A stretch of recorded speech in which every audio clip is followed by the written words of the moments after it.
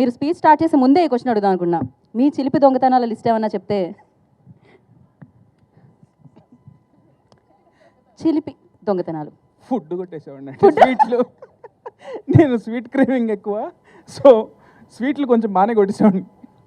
Okay, food అంటే అదొక emotion అండి. సో యా, కాదు పక్కన వాళ్ళది కాదు, ఇంట్లో చెల్లి దగ్గర. ఇంట్లో చెల్లి దగ్గరేనా? అయితే పర్లేదు, ఇంట్లో ఫుడ్ మన ఫుడ్ అనమాట. ఇప్పుడు మనం రాబిన్ హుడ్ గురించి మాట్లాడదాం.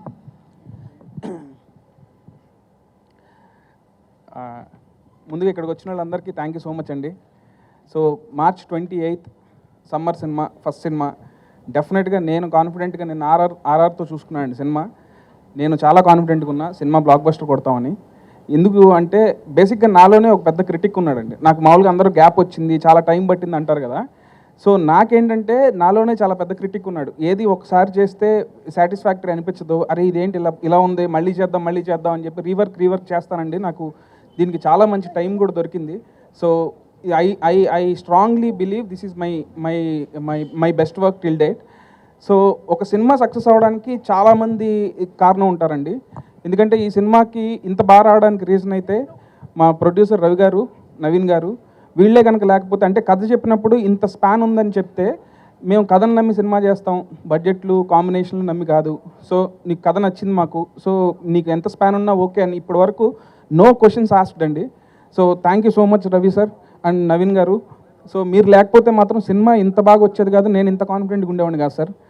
అండ్ ఈ సినిమాకి నాకు ఫస్ట్ నుంచి బ్యాక్ బోన్ ఎవరంటే నితిన్ అన్న.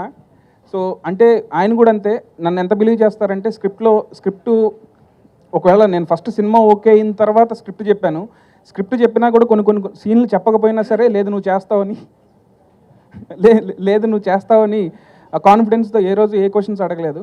అండ్ నాకు లాస్ట్ మినిట్లో ఒక ఈ సినిమాలో హీరోయిన్ చేంజ్ అయిన సిచ్యువేషన్ వచ్చినప్పుడు కూడా నేను లీలాను అప్రోచ్ అవ్వగానే తన విని అసలు బ్లైండ్గా ఈ సినిమా చేస్తున్న వెంకి, డెఫినెట్గా నాకు ఈ సినిమా కథ నచ్చింది and I love your direction అని చెప్పి సినిమా ఓకే చేసినందుకు Leela thank you so much Leela. And నేను రాజేంద్ర ప్రసాద్ గారికి చిన్నప్పటి నుంచి చాలా పెద్ద ఫ్యాన్ అండి. మా నాన్నగారు కూడా ఆయన సినిమాలు తీసుకెళ్ళేవాళ్ళు అన్ని సినిమాలకి. సార్ ఈ సినిమా మాత్రం మిమ్మల్ని ఊహించుకొని రాశాను sir. John Snow character Janardhan Sunnipenta నుంచి ఆయన ఏజెంట్ జాన్ స్నోగా మారి ఈయన ఎంత ఫన్ చేస్తారనేది సినిమాలో మీరు అందరూ చూడాలండి. అండ్ ఒకటి మాత్రం కాన్ఫిడెంట్గా చెప్తున్నాను అండి, ఈ సినిమా సక్సెస్ అయితే నా టీమ్ ఆఫ్ టెక్నీషియన్స్, నా టీమ్ ఆఫ్ ఆర్టిస్టులు అందరూ పార్ట్ అండి. సినిమా ఏదైనా తేడా జరిగితే నేను ఒక్కడనే కాదు, మీరందరూ నన్ను వేసుకోవచ్చు. ఎందుకంటే నేను అంత కాన్ఫిడెంట్గా ఉన్నా సినిమా డెఫినెట్గా బ్లాక్ బస్టర్ కొడుతున్నాం అనే కాన్ఫిడెన్స్ ఉంది నాకు.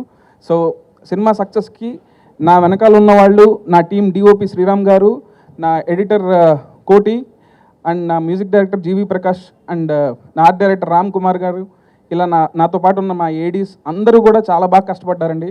Thank you so much. మీరందరూ March 28 చూడండి. ఈ సినిమాలో ఫన్ను ఉంటుంది, అట్లాగే మీరు సర్ప్రైజ్ అయ్యే ట్విస్టులు కూడా చాలా ఉన్నాయండి. అండ్ ఈ సినిమాని చెప్పగానే ఎగ్జైట్ అయ్యి స్మాల్ క్యామియో రోల్ అయినా యాక్సెప్ట్ చేసిన డేవిడ్ వార్నర్ కూడా thank you so much. Because ఆయన కూడా త్వరలో వస్తారండి, మీరందరూ చూస్తారు, డెఫినెట్గా హై ఫీల్ అవుతారు. థ్యాంక్ యూ సో మచ్ అండి.